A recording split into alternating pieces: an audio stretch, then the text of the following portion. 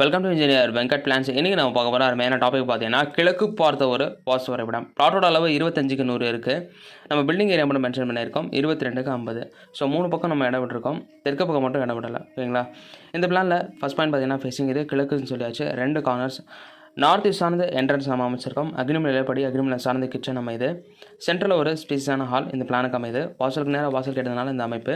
கன்னிமலையில் ஒரு master bedroom, அதுக்கு உண்டான அட்டாச் டாய்லெட், பேக் சைடில் இடம் இருக்கிறதுனால ஒரு பாத்ரூம் எக்ஸ்ட்ரா போட்டலாம்னு சொன்னாங்க.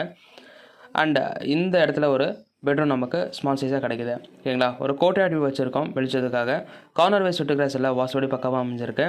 போர் சம்பு எப்போவுமே நம்ம ஈஸியாக நம்மளை சார்ந்து போகிறோம் நல்லது. செப்டி டேங்க் பார்த்தீங்கன்னா கார்னர் இல்லாமல் சென்டரில் பண்ணிக்கலாம்.